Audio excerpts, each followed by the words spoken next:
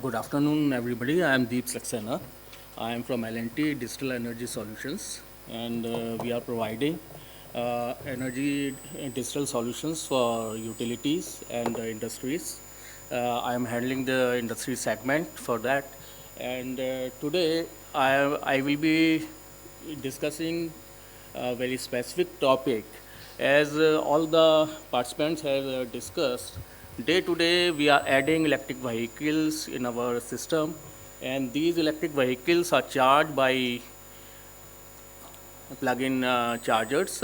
Some are like slow charger, fast charger, and ultimately all these electric vehicles are coming on grid, and they are creating a load on the grid specifically, and this load which is coming on the grid, but the grid is programmed or designed based on the different load curve. Different load curve, which is primarily for the domestic load and for the industrial load. So when this electric vehicles it is coming on the grid, it is creating different issues with the grid. It is creating different effects, which is determinant for the performance of the grid, the quality parameters of the supply of electricity that is getting affected. So if we see for the last 1 year, the increase in the electric vehicles in the market is almost 125% on the year-to-year basis. So all these vehicles ultimately getting electricity charged from grid. As Luis has already pointed out, that these electric vehicles are shifting the pollution from one place to the chimney, basically. So there are dual needs. One is to sustain the grid, and second thing, how to green the energy that is available in the grid. So if we see on the effects of these electric vehicle charging on the grid, so if you see what is the characteristic of this load when it is adding on the grid, the characteristic of the load can be defined as you can see that it is adding to the non-linear load on the grid. It is adding to the electronic circuitry in the grid, and primarily it is single phase load that comes on the grid. So it is creating different issues. In the graphs you can see the second graph shows that is a normal curve, that is a normal load profile of the grid. But when the random charging on the grid comes, it disturbs the load profile and it creates other problems that I will discuss. So there are, as I've told you, that there are slow chargers, there are fast chargers. So fast charging station of electric vehicle results in increase of peak load demand on the grid, reduce reverse margin of the grid, voltage, it creates a voltage instability on the grid, reliability issues are created, harmonics are injected into the grid, and stress on distribution network, just like transformer and the cables, as they are planned for the different load curve. And due to this increase on load on the transformer and the cable, it heats up, it creates the insulation failure, and it ultimately reduces the life of these electrical assets. So ultimately this degrades the quality of the electricity that utility supply for its consumers, and it affects different penalties and other things that comes in some of the advanced economies. There are different methods by which we can analyze these effects.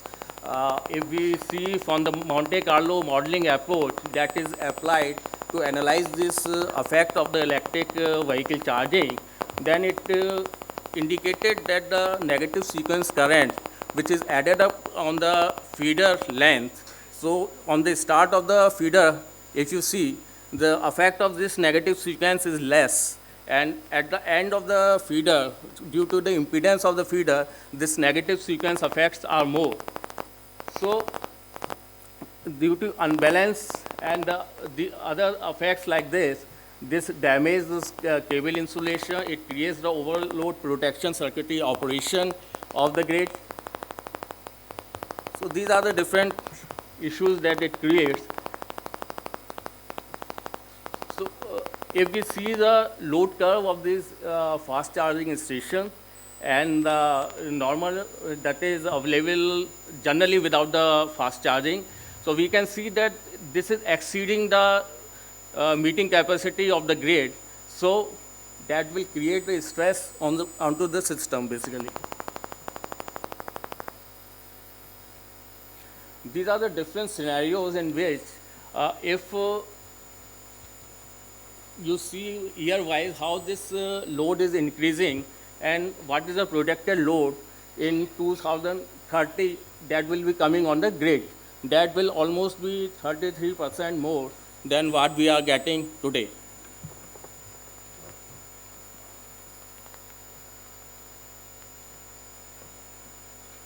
So what are the different methods through which these effects can be mitigated on the grid?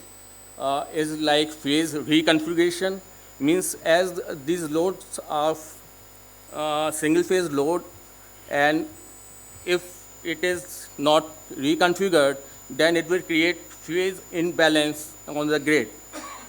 And we can segregate their charging on the grid, just like time of use tariff, so that when there is no peak hours or low peak demand on the grid, these vehicles can be charged in that duration. Then usage of the storage devices like batteries, as some of the panelists has described.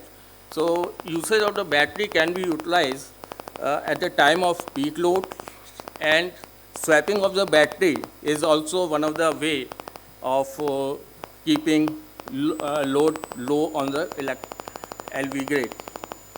And there is another thing that you take the charge from the grid in the morning when you are driving your vehicle, and in the evening, instead of the charge, if it is there, if there is left out charge on the vehicle, you can return back to the grid also.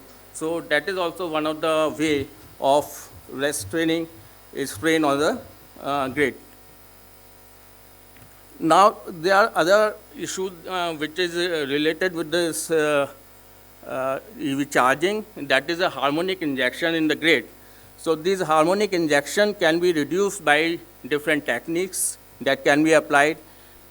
Some is like STATCOM, feeder capacitors, storage devices, and different pulse modulation techniques that can be used to filter out these harmonics. Then, and the latest is the solid state transformer that utilities can be used to supply the power. So this is some of the effects that I wanted to discuss, and if there is any question, then you can ask for.